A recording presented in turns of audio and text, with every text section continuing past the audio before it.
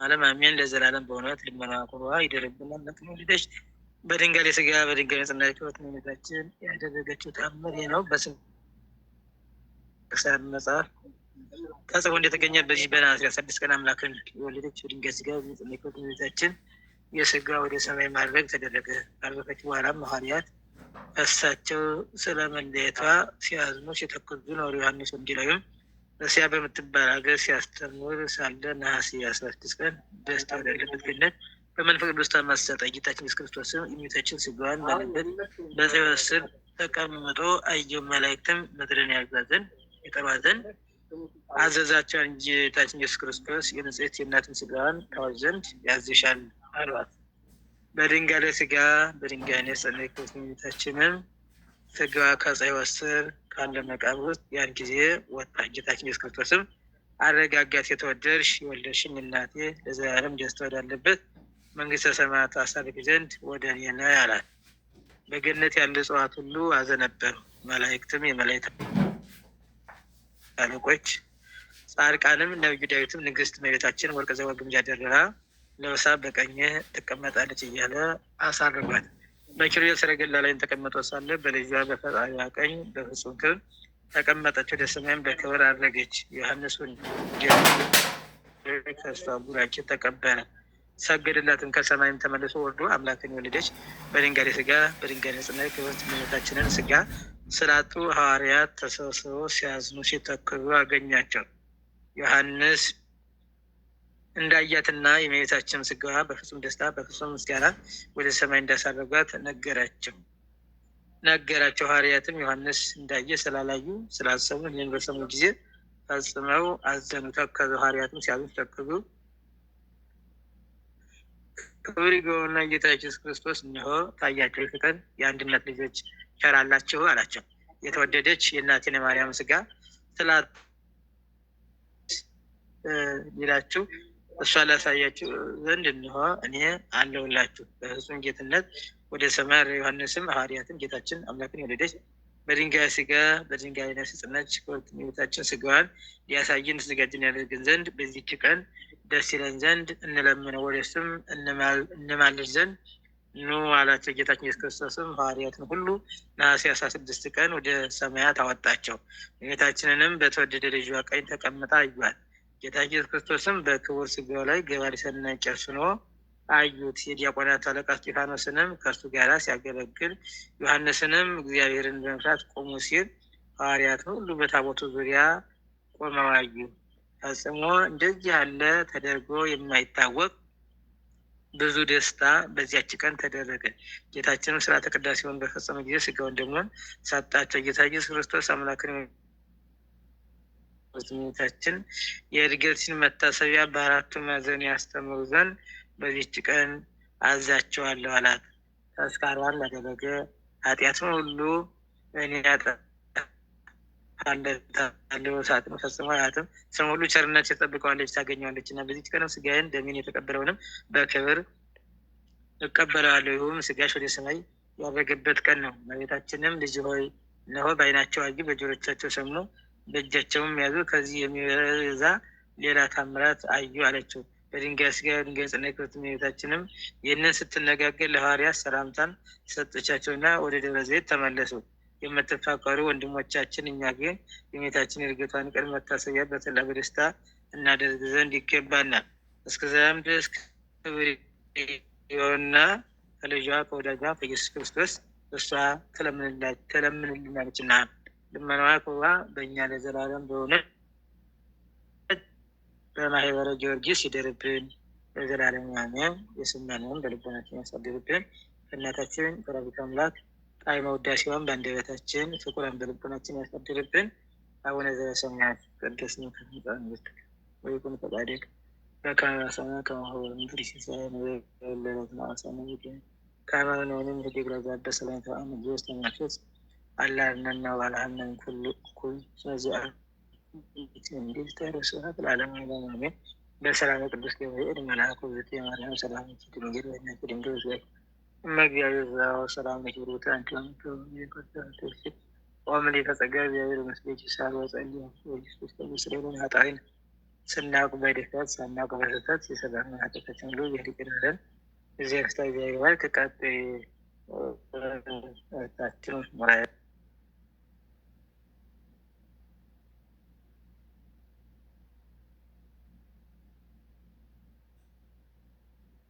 እሺ አባታችን ቃለ ሕይወት ያሰማልን። በእውነቱ እግዚአብሔር ይስጥልን። የእመቤታችን ረድኤት በረከቷ ይደረብን፣ ምልጃዋ አይለየን። አሜን። ዛሬ ያው ስለሌለች ድርሳን ለበረከት የቅዱስ ገብርኤልን ድርሳን እናደርሳለሁ።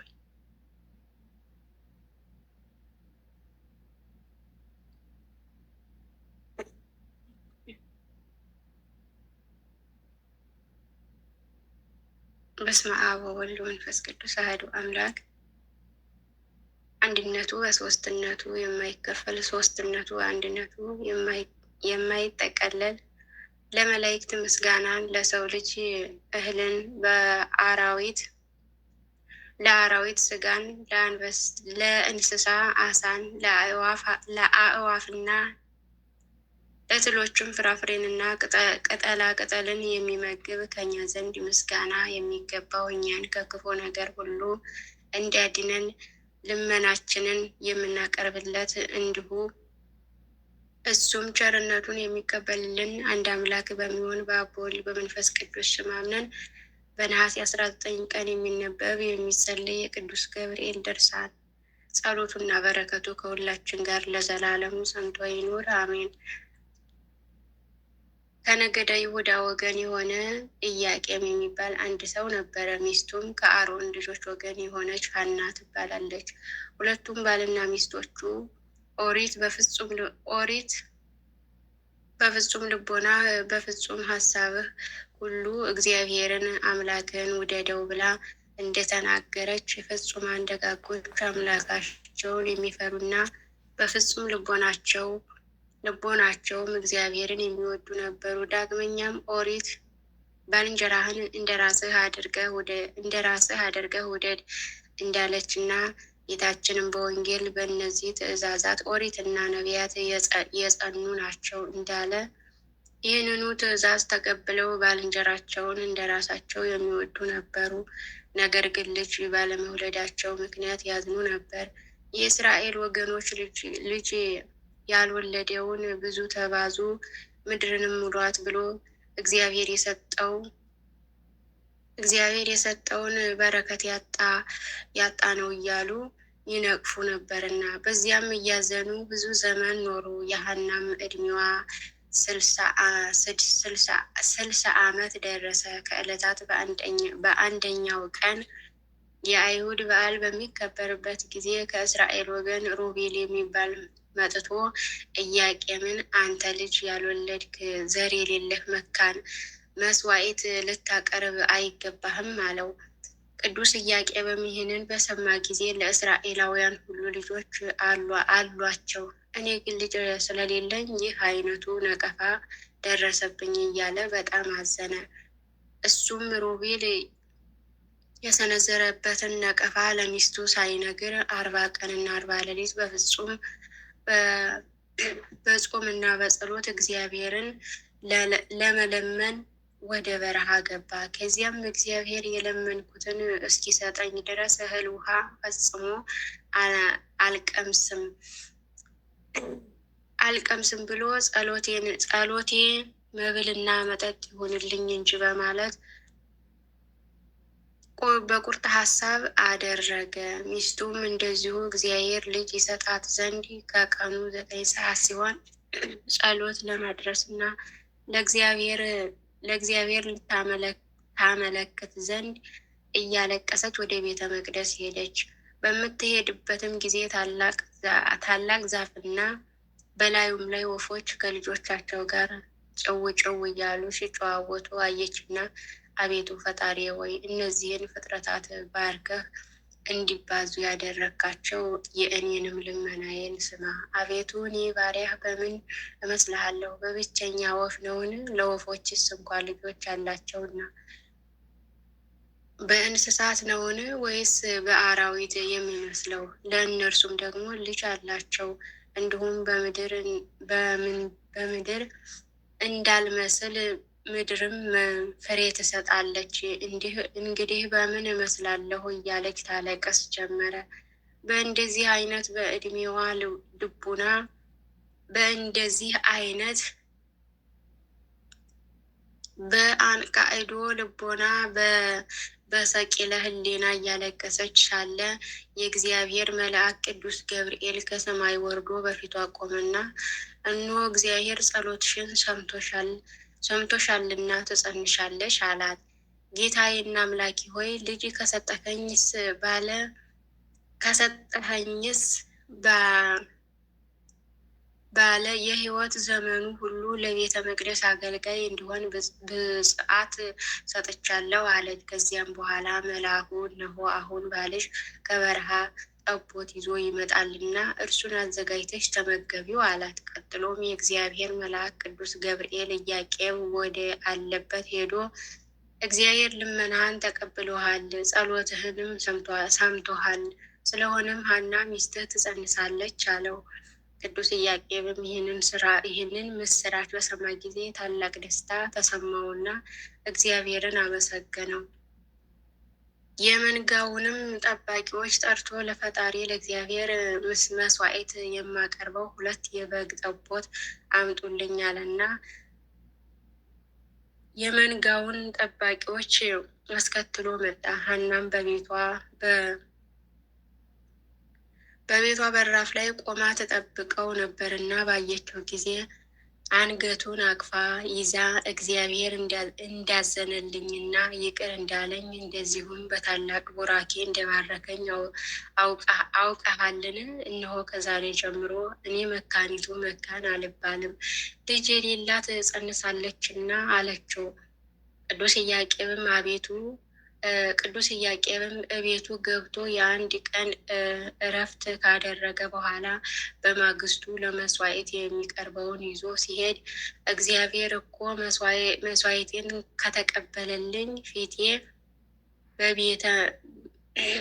በቤተ መቅደሱ ውስጥ ባለው አክሊለ መጽሔት ያንጸባርቃል ብሎ አሰበ። በመስዋዕቱ ላይ የሚቀመጥ መጽሔተ አክሊል በቤተ እግዚአብሔር ውስጥ ስለነበረ ከእስራኤል ልጆች ወገን እያንዳንዱ የቁርባን መስዋዕት በሚያቀርብበት ጊዜ እግዚአብሔር መስዋዕቱን የተቀበለለት ሰው ፊቱ እንደ መስታወት በመጽሔተ አክሊሉ ላይ ያንጸባርቅ ነበርና፣ መስዋዕቱን ካልተቀበለለት ግን ፊቱ በመጽሔተ አክሊሉ ውስጥ አይታይም። አሁን ግን ቅዱስ ኢያቄም መስዋዕት ባቀረበ ጊዜ እንደ መስታወት ታይታ ፊቱ በአክሊሉ ውስጥ ተቀርጾ አየውና እርሱም እግዚአብሔር ይቅር እንዳለኝና ጸሎቴንም እንደሰማኝ አወቅሁ፣ ልመናዬን ተቀብሎ ልጅም እንደሰጠኝ ተረዳሁ አለ። ከዚህም በኋላ ቅዱስ ኢያቄም እግዚአብሔርን እያመሰገነ ከእግዚአብሔር ቤተ መቅደስ ተመልሶ በደስታና በክብር ወደ ቤቱ ገባ። ቅድስት ሐናም በዚሁ ጊዜ ጸነሰች። ከጸነሰች 6 ወር በሆናት ጊዜ መጸነሷ ስለታወቀ ዘመዶቿ ሊጠይቋት መጡ። ከዘመዶቿ መካከል አንዲቱ ዓይነ ስውር ነበረችና መጸነሷን ለመረዳት የቅድስት ሐናን ሆድ በዳሰሰች ጊዜ ዓይኗ በራላትና ብርሃን ለማየት በቃች። አይሁድ ግን ይህንን ባዩ ጊዜ ዛሬ ሐና ጸንሳ ሳለች በማህፀኗ እውር ያበራች በወለደችማ ጊዜ ምን አይነት ተአምራት ታደርግ ይሆንን? እንግዲህ ኢያቄምና ሚስቱ ሐና በሀገራችን ላይ ነግሰው እኛን ሊገዙ አይደለምን? ኑ በድንጋይ ወግረን እንግደላቸው በማለት ሴራ ጠነሰሱባቸው። መንፈቀ ሌሊት በሆነም ጊዜ የመላእክት አለቃ ቅዱስ ገብርኤል ከሰሩ በእናታችን ጤና ታስቡ። መንፈቀ ሌሊት በሆነም ጊዜ የመላእክት አለቃ ቅዱስ ገብርኤል ከሰማይ ወርዶ እናንተ የከበራችሁ ሐናና ኢያቄም ሆይ ፈጥናችሁ ከዚህ ተነሱ አላቸውና ወደ ሊባኖስ ተራራ ወሰዳቸው። በዚያም አምላክን የወለደች እመቤታችን ቅድስት ድንግል ማርያም ተወለደች። የእነዚህ ቅዱሳን ጸሎታቸውና በረከታቸው የብርሃን እናቱ የልጃቸውን አማላጅነት እንዲሁም የትጉሃን አለቃ የሚሆን የቅዱስ ገብርኤል ልመናው በረከቱ ከሁላችን ጋር ይደርብን፣ አሜን። ሁለተኛ ምዕራፍ ልመናውና አማላጅነቱ ከሁላችን ጋር ይሁንና በሊቀ መላእክት ቅዱስ ገብርኤል ስም በተሰራች ቤተ ክርስቲያን የሚኖር አንድ ኤጲስቆጶስ ነበር። በአንድ ታላቅ የበዓል ቀን ቅዳሴ ሰርቶ በነበረበት ጊዜ ሕዝቡን ሁሉ ተሰብስበው ሳለ የእግዚአብሔር ቃል ያስተምራቸውና የቅዱስ ገብርኤልንም ክብር ያስረዳቸው ጀመረ። በዚሁ ጊዜ የሊቀ መላእክት ቅዱስ ገብርኤልን ታላቅነት በሚያደንቁበት ጊዜ ሰዎች አንድ በሰይጣን ወጥመድ የተያዘ ሕመምተኛ ሰው ይዘው መጡ። ከዚያም በኋላ በሊቀ መላእክት ቅዱስ ገብርኤል ቤተ ክርስቲያን ውስጥ ባሉት ሁለት አዕማድ መካከል ካስቀመጡት በኋላ በቅድስት ሥላሴ ስም ልዩ የሆነ ምስጋናን በማቅረብ እጅ ነስተው ትተውት ሄዱ።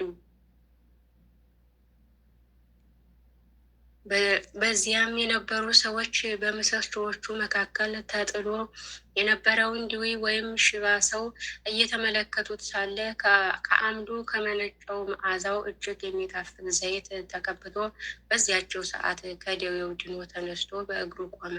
የተሰበሰቡትም ሕዝብ ሁሉ እግዚአብሔር ያደረገውን ተአምር ባዩ ጊዜ ታላቅ ምስጋና ቀረቡ። ሊቀ መላእክት ቅዱስ ገብርኤልንም አከበሩት። የዳነውን ሰውም በቅርብ ሆኖ ለማየትና ከምሰሶቹ ዘንድ ለመድረስ አንዱ በአንዱ ላይ እስኪወድቅ ድረስ እየተሽቀዳደሙ ሄዱ።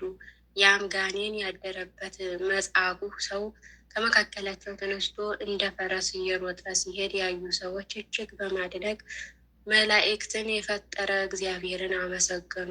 ለመላእክት አለቃ ለቅዱስ ገብርኤል ታላቅ አክብሮትን ሰጡት።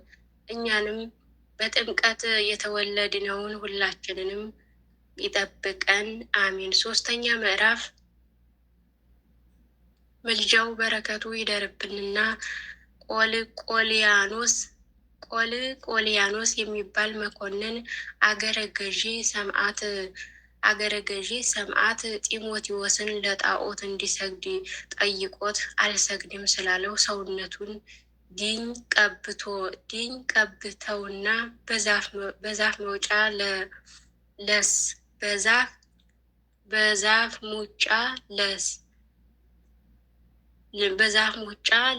ነው። ምንድነው ሙጫ? በዛፍ ሙጫ ለስነው ከእሳት ውስጥ እንዲጨምሩት አዘዘና እነርሱም እንደታዘዙት አደረጉ። በዚያን ጊዜ የመላእክት አለቃ ቅዱስ ገብርኤል ከሰማይ ወርዶ ከተፈረደበት መከራና ስቃይ በብርሃናዊ ክንፉ ከልሎ አዳነው። አማላጅነቱ በረከቱ አይለየን፣ አሜን። የሰማዕትነት አክሊል የተቀዳጀ ሰማዕቱ ጢሞቴዎስን ከእሳት ውስጥ በገባ ጊዜ ያዳንከው ከልለህ ክንፍህን ረዳት ሳትሻ የምትረዳ የተበደሉትን የምትረዳ ቅዱስ ገብርኤል ሆይ እኛንም እርዳን፣ አሜን። ታምራትህና የታወቀ ቸርነትህን እናደንቅ ዘንድ አድርገን። የቅዱስ ገብርኤል ረድኤት በረከቱ ምልጃው አይለየን፣ አሜን። በእውነቱ